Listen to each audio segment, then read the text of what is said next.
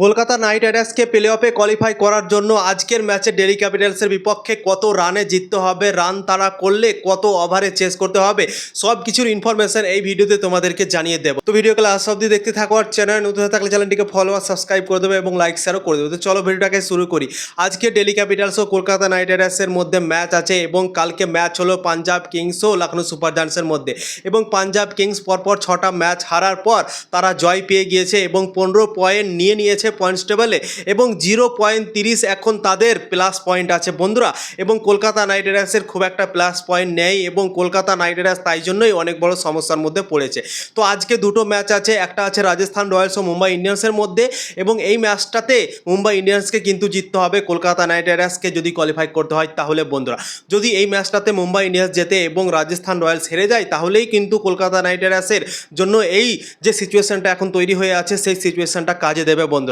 যদি ধরো রাজস্থান রয়্যালস জিতে যায় তাহলে কিন্তু কলকাতা নাইট রাইডার্স আর কিন্তু কোয়ালিফাই করতে পারবে না বন্ধুরা। যদি রাজস্থান রয়্যালস ম্যাচ জিতে যায় তো রাজস্থান রয়্যালসই কোয়ালিফাই করে যাবে বন্ধুরা। তো এক নম্বরে হচ্ছে মুম্বাই ইন্ডিয়ান্সকে আজকের ম্যাচে জিততে হবে, রাজস্থান রয়্যালসকে হারতে হবে, তারপর কিন্তু কলকাতা আর পাঞ্জাবের মধ্যে লড়াই হবে বন্ধুরা। তো আজকে কলকাতা নাইট রাইডার্স ও দিল্লি ক্যাপিটালসের মধ্যে ম্যাচ আছে, এবং সেই ম্যাচটাতে যদি কলকাতা নাইট রাইডার্স প্রথমে ব্যাটিং করে তাহলে দিল্লি ক্যাপিটালসকে 77 রানে হারাতে হবে বন্ধুরা। এবং ধরো যদি কলকাতা নাইট রাইডার্স পিছে ব্যাটিং করে মানে রান তাড়া করে, তাহলে কিন্তু 12.1 ওভারে রান চেস করতে হবে বন্ধুরা। তাহলেই কলকাতা নাইট রাইডার্স পাঞ্জাব কিংসের যে রান রেটটা আছে সেই রান রেটটাকে পার করে কোয়ালিফাই করতে পারবে প্লে অফের জন্য বন্ধুরা। তো কলকাতার সামনে এখন অনেক বড় চ্যালেঞ্জ আছে, এই চ্যালেঞ্জ পূরণ করা কলকাতার জন্য সহজ হবে না, কেননা 12.1 ওভারে রান তাড়া করা অতটাও সহজ হবে না, এবং 77 রানে টি20 ম্যাচে একটা দলকে হারা অতটাও কিন্তু সহজ কাজ না, খুবই কঠিন কাজ আছে। কিন্তু কলকাতা নাইট রাইডার্স সেই কঠিন কাজগুলো করতে পারে, তাদের কাছে বড় বড় প্লেয়ার আছে, যেমন ফিন অ্যালান আছে। ফিন অ্যালানকে ঝড় তুলতে হবে আজকের ম্যাচে দিল্লি ক্যাপিটালসের বিপক্ষে। যেভাবে সেঞ্চুরি করেছিল এর আগের ম্যাচটাতে দিল্লি ক্যাপিটালসের বিপক্ষে, সেরকমভাবেই কিন্তু দিল্লি ক্যাপিটালসের বিপক্ষে আজকেও অসাধারণ একটা ইনিংস খেলতে হবে ফিন অ্যালানকে, তাবড়তোড় খেলতে হবে, বিধ্বংসী মেজাজে ব্যাটিং করতে হবে। ধরো যদি 30টা বল খেলে এবং 30টা বল খেলার পর 80-90 রান যেন ফিন অ্যালান করে, এরকমভাবে যদি ইনিংস খেলতে পারে তাহলে কিন্তু কলকাতা নাইট রাইডার্স অসম্ভবকে সম্ভব করে দেখাতে পারে এবং জিততে পারে বন্ধুরা 77 রানে, এবং 12.1 ওভারে রান চেসও করতে পারে। তো ফিন অ্যালানের ব্যাটিং আজকের ম্যাচে খুবই দরকার পড়বে, যদি ফিন অ্যালান না চলে তাহলে কিন্তু কলকাতার জন্য অনেক সমস্যা হবে, কলকাতাকে প্লে অফের রাস্তা ভুলে যেতে হবে বন্ধুরা। তো ফিন অ্যালানের হাতেই এখন আছে কলকাতা নাইট রাইডার্সের প্লে অফের চাবি। যদি ফিন অ্যালান ভালো খেলতে পারে আজকের ম্যাচে তাহলেই হয়তো কলকাতা নাইট রাইডার্সের কোনো চান্স তৈরি হবে বন্ধুরা।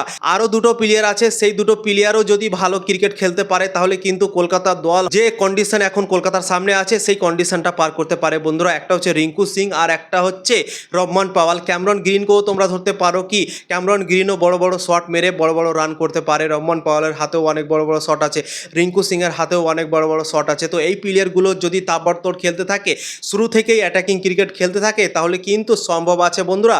ইডেন গার্ডেনের মাঠে যেহেতু খেলা আছে, ইডেন গার্ডেনের মাঠে এমনি ব্যাটিং পিচ থাকে, আমরা সব দিনই দেখতে পাই, ব্যাটাররা অনেকটা হেল্প পায়। তো আশা করব কি যেন আজকে ব্যাটিং দুর্ধাস্ত হয়, অসাধারণ যেন ব্যাটিং করে প্রত্যেকটা ব্যাটার, যেই কলকাতা দল থেকে নামে সেই যেন ভালো ক্রিকেট খেলে, তাবড়তোড় ক্রিকেট খেলে। এবং একটা জিনিস যদি কলকাতা নাইট রাইডার্স করে সেটাও করতে পারে বন্ধুরা। আজকের ম্যাচে যদি টিম সাইফার্ট আর ফিন অ্যালানকে যদি একসাথে ওপেনিং করিয়ে দেয় তাহলে কিন্তু এই দুজন তাবড়তোড় খেলতে পারে, দুদিক থেকে ফায়ার পাওয়ার করতে পারে দিল্লি ক্যাপিটালসের বিপক্ষে এবং অনেকগুলো রান তুলতে পারে। তো এই কাজটাও করতে পারে আজকের ম্যাচে, যেহেতু ডুও ডাই ম্যাচ আছে কলকাতার জন্য, প্লে অফের রাস্তা কোয়ালিফাই করতে হবে। তো তাই জন্যই আমার মনে হয় টিম সাইফার্ট আর ফিন অ্যালানকে খেলানো উচিত আজকের ম্যাচে, এবং কাউকে বসানো উচিত, রহমান পাওয়ালকে বসানো উচিত বা কাউকে একজনকে বসানো উচিত ভাই। তাহলেই হয়তো কলকাতা নাইট রাইডার্স আজকের ম্যাচটা জিততে পারে বন্ধুরা এবং কোয়ালিফাই করতে পারে টপ 4-এ। যে কন্ডিশন আছে কলকাতার সামনে এখন, সেই কন্ডিশনে কলকাতা ম্যাচ জিততে পারে বন্ধুরা। তো ফিন অ্যালানের ব্যাটিং এখন অনেক ইম্পর্টেন্ট হয়ে গেছে আজকের ম্যাচে, সে যদি খেলতে পারে ভালো ক্রিকেট তাহলেই হয়তো কলকাতা কোয়ালিফাই করতে পারে বন্ধুরা। তো তোমাদের কি মনে হয়, সকল বাধা পেরিয়ে কি কলকাতা নাইট রাইডার্স কোয়ালিফাই করতে পারে? অবশ্যই তোমরা কমেন্ট করে জানাতে পারো।